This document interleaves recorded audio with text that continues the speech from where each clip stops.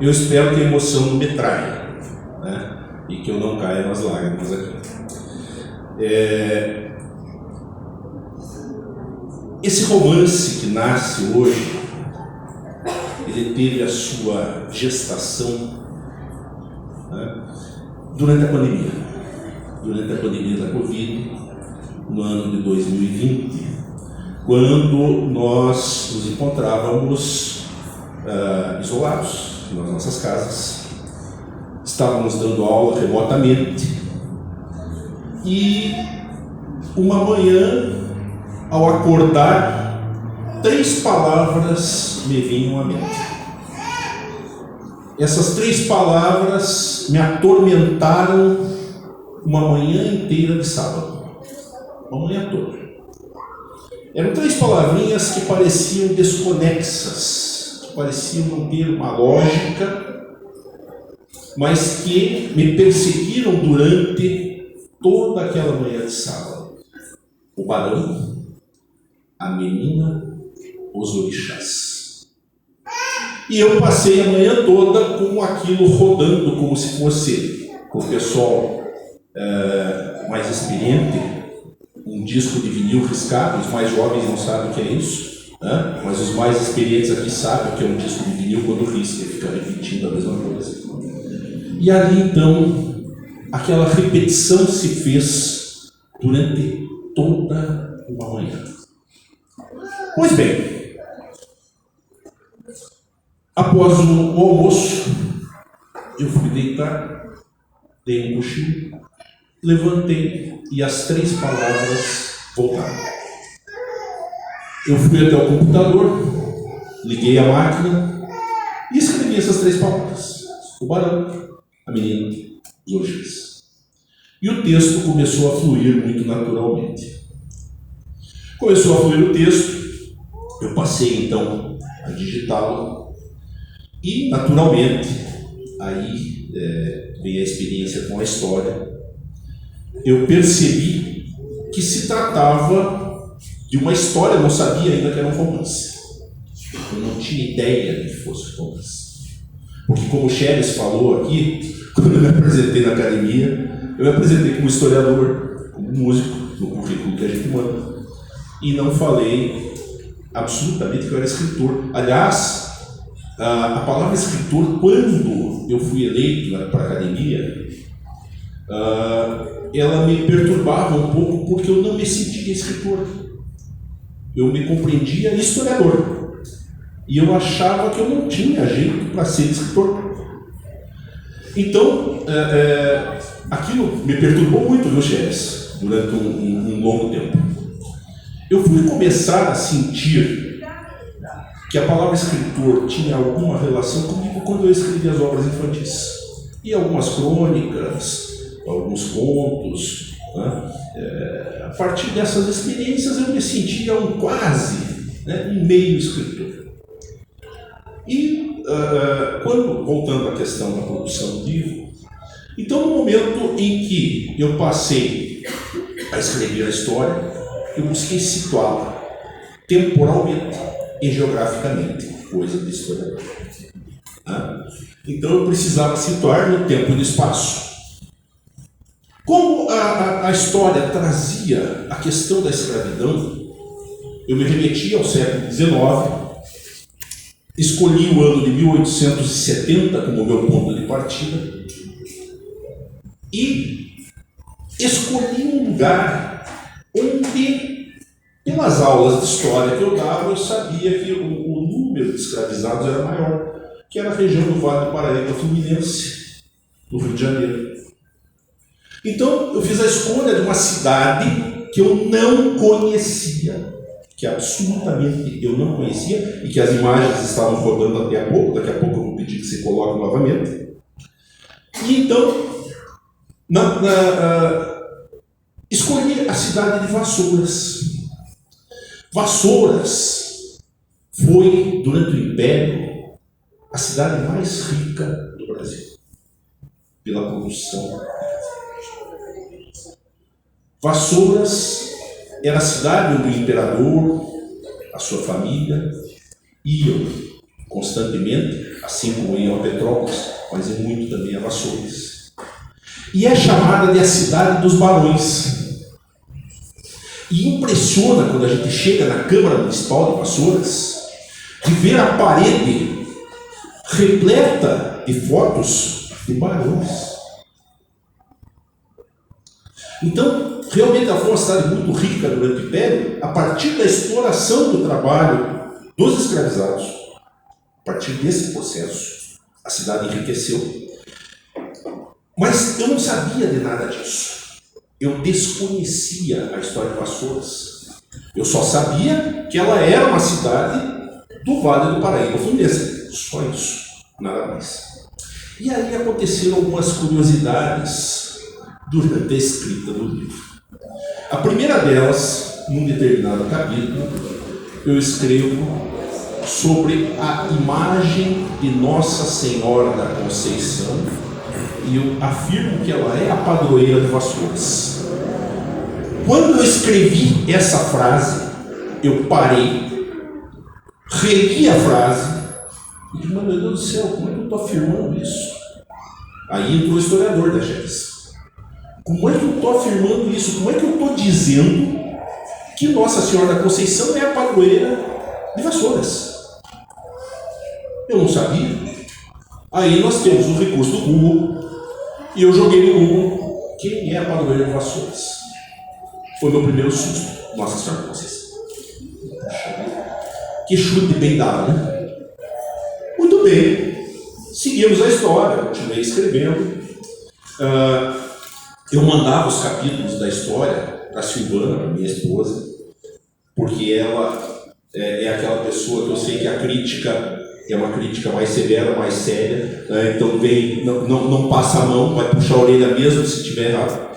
E aí, todas as obras que eu passo pelo crivo dela primeiro, ela é a minha primeira leitora, e eu mandava o texto e a Silvana não lia.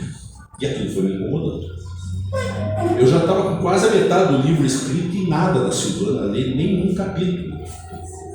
E aquele troço foi me perturbando. Até que um dia eu fui procurar a Silvana em casa e não achava. Ai, cadê essa mulher? Onde é que ela está? Achei ela trancada num canto lá, com o computador ligado. O que você está fazendo aí?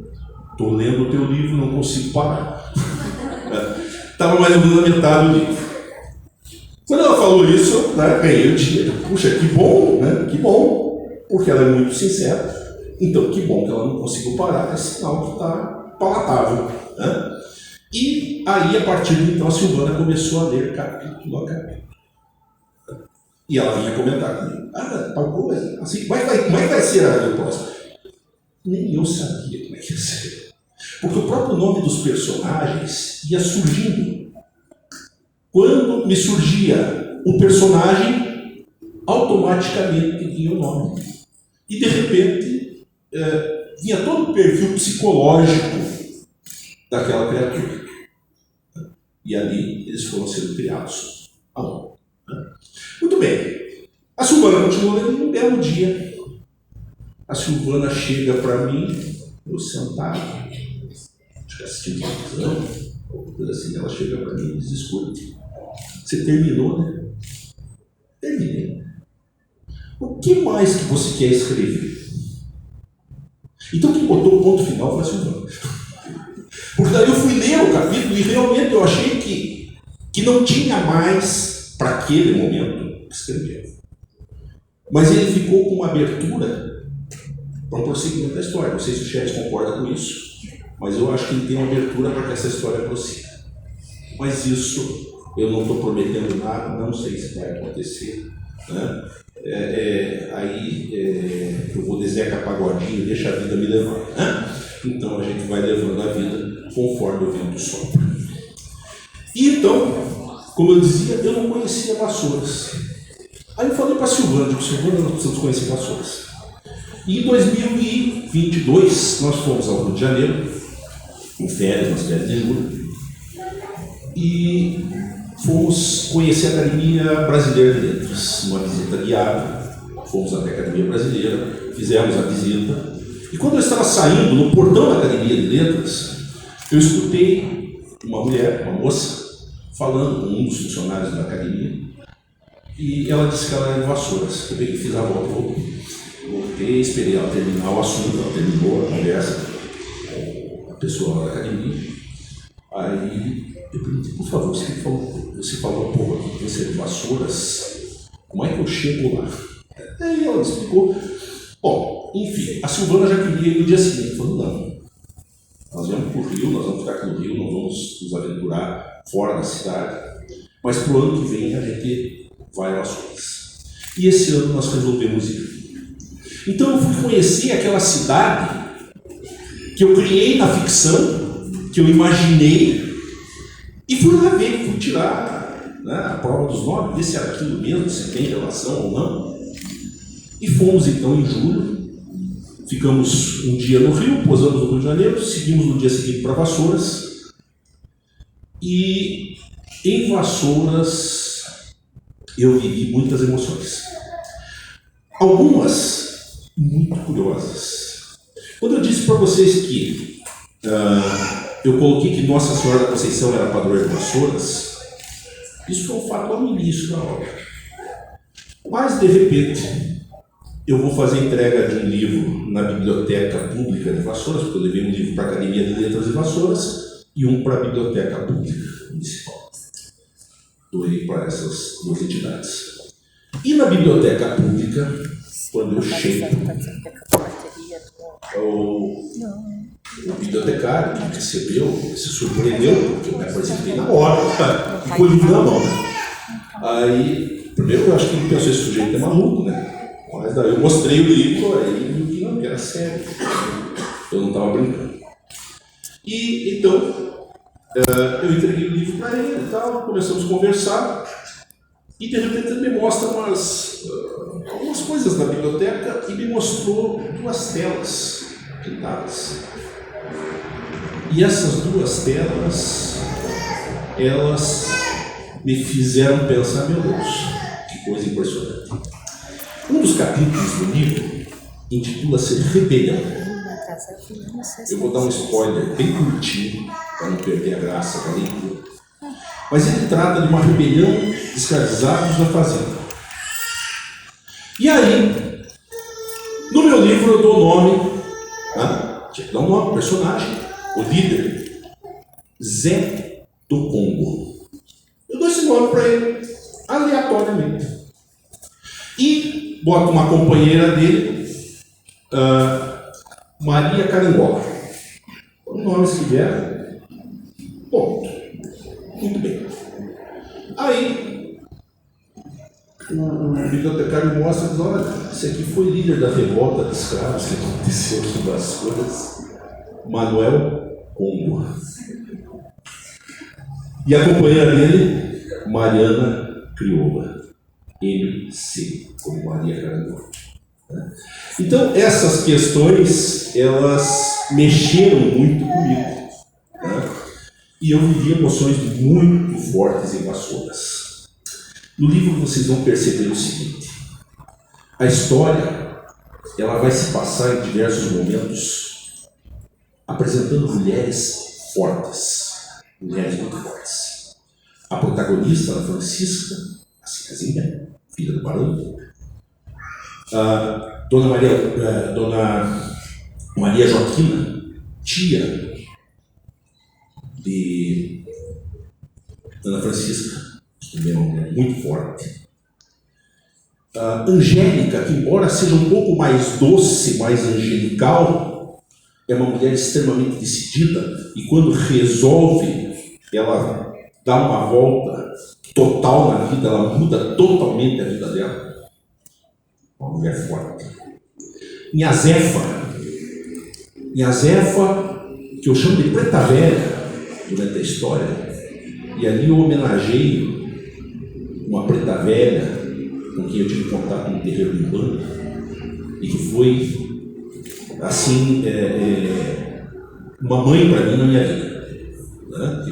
Os conselhos que ela me deu me serviram para a vida inteira, uma experiência dentro do terreiro de Umbanda. Então Nhazefa também, Nhazefa representa a sabedoria, ela é a sabedoria. E foi uma homenagem para essa protagonista. Dá um nome. E aí as outras mulheres que também são fortes, só que sempre nas histórias, nos folhetins, nós temos o bem e temos o mal. Então, nós temos a baronesa de Monte Verde, Dona Margarida, terrível. Esta mulher vai infernizar a vida de Dona Francisca.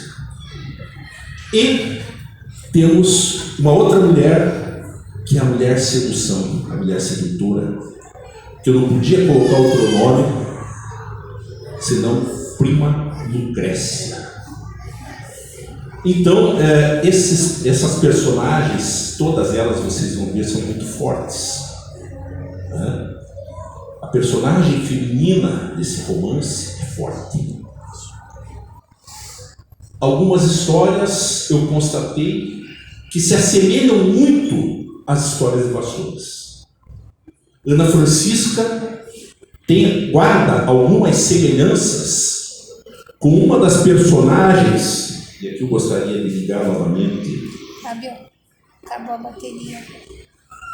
Então, uma das personagens, que é a principal personagem do livro, a protagonista Ana Francisca, ela se parece muito com uma das personagens de Vassouras, e que é uma mulher extraordinária pela sua biografia. E essa mulher, então, se chamou Eufrásia Teixeira Leite.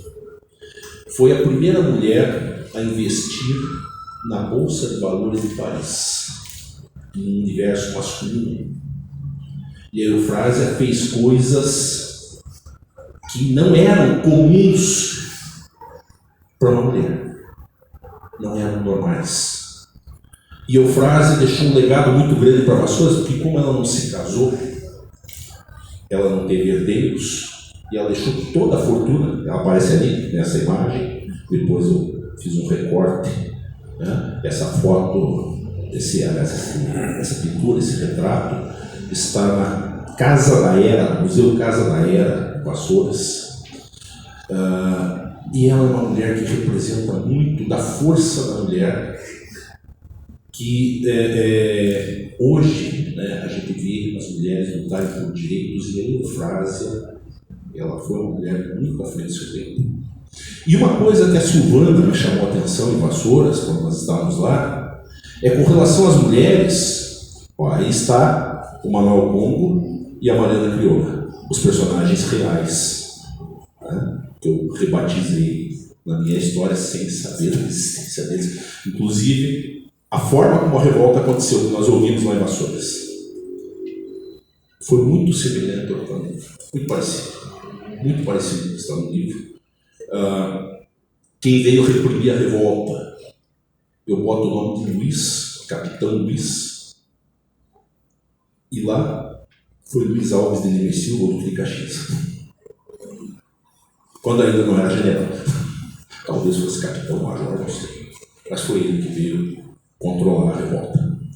Então, são algumas coincidências que surgem na obra.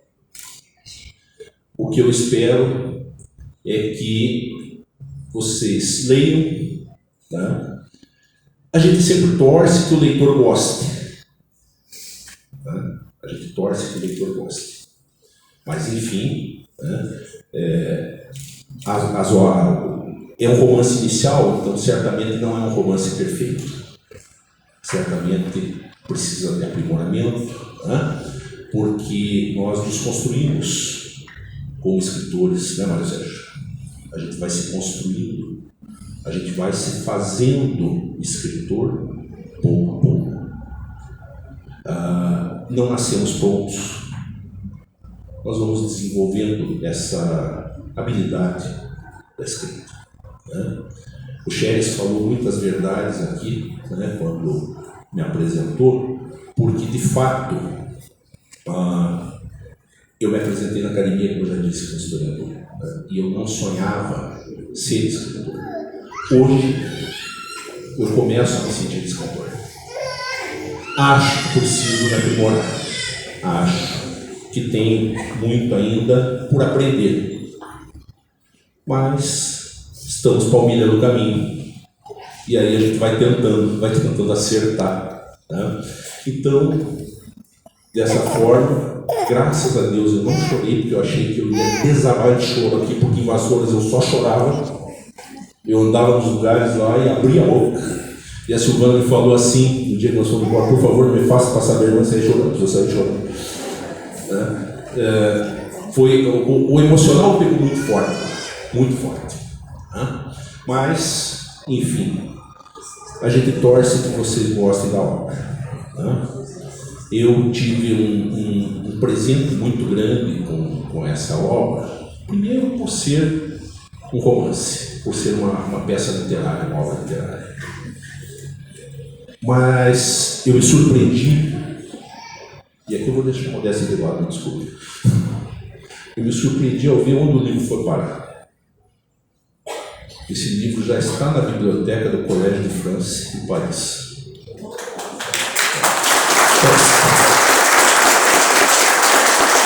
Para mim foi uma surpresa muito grande. Não imaginava. Inclusive eu fui ver o que era o Collège de France, eu nem sabia. Eu fui procurar, fui pesquisar o que era. Quando eu vi lá que estava catalogado na biblioteca, eu digo: eu preciso ver o que é. Né? É uma universidade fundada em 1530, em Paris. Então, para mim, isso foi o melhor prêmio que eu podia ter na vida. Eu não podia ganhar nada melhor que isso. Porque, como eu perguntei, cadê Maria Luzia? Maria Luzia é bibliotecária da UEPG, né? Companheira do Rotary Ponta Grossa e Campos Gerais. E eu perguntei numa reunião do Rotary para Maria Luzia, digo: qual é o critério de escolha? Lembra, Maria Luzia? E o que você me falou?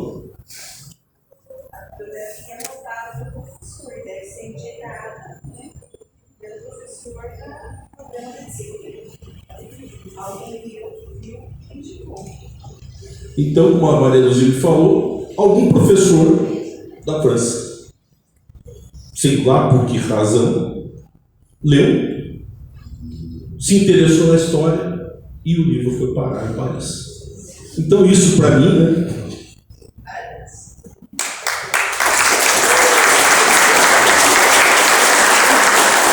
Não tem o que falar.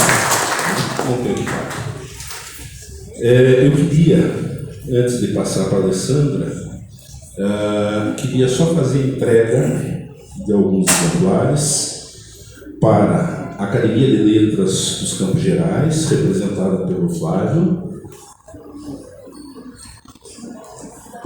Madaloso Vieira.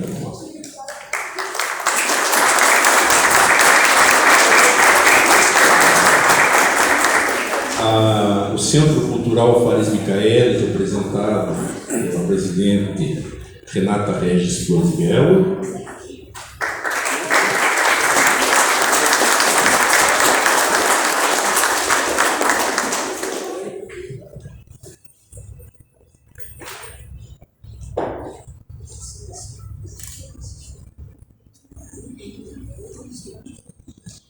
E a presidente da APA, Dionisília Navarro, nossa Johnny Navarro.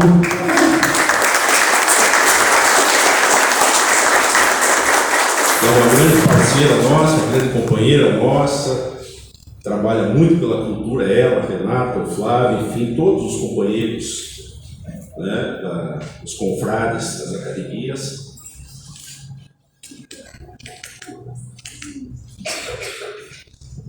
E também quero entregar um exemplar para o Alex, representando aqui o SESC, para que vá também para a biblioteca.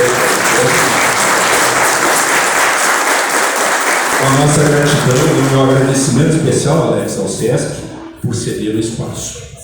E tem mais um que eu vou fazer a entrega agora, aliás, mais dois. Um para a diretora da escola onde eu estou trabalhando esse ano, a Denise Tozeto, para a biblioteca da escola.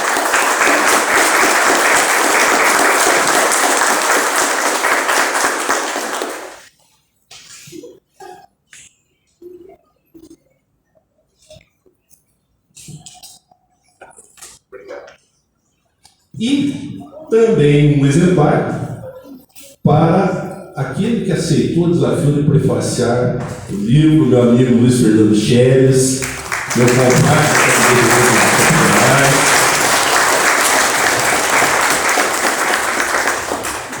Tive a honra de ser tesoureiro na gestão dele na academia, quando ele foi presidente da academia.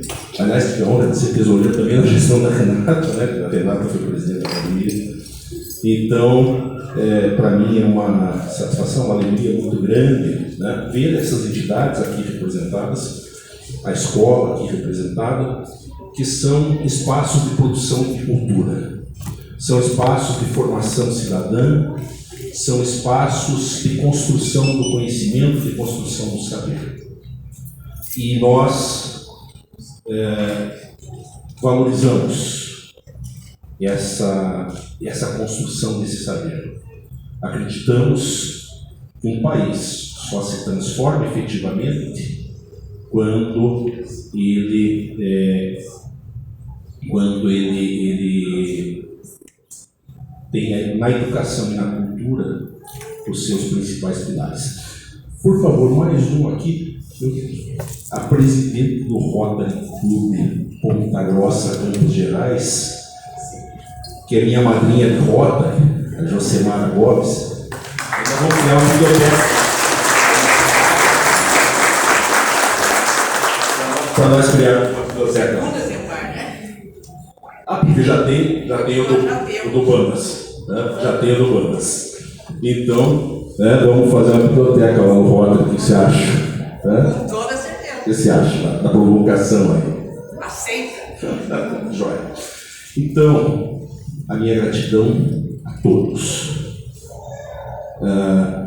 Companheiros do Rotary, confrades das ligas literárias, minha diretora, colegas professores que aqui se encontram, vários professores, aluno que ali está também me prestigiando, né? Nossa família, nossos amigos, né?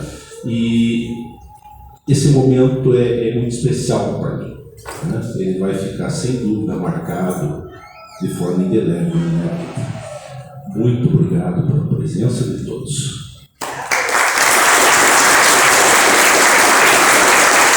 Passo para... não, peraí. Faltou uma coisa. E eu ia cometer essa falta. Vem cá, a Alessandra, ela não é só mestre de cerimônia. A Alessandra é uma amiga, é uma parceira de trabalhos com quem eu venho desenvolvendo alguns trabalhos há pelo menos uns 15 anos. Né?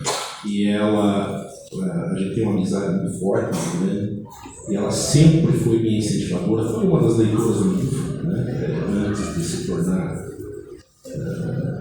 impresso, né? Ela foi uma das leitoras dos originais, então foi o Scheres, a Silvana primeiro, depois o Scheres, a Luísa Cristina, que não pôde estar presente hoje aqui, que é da Academia de Letras, e a Alessandra.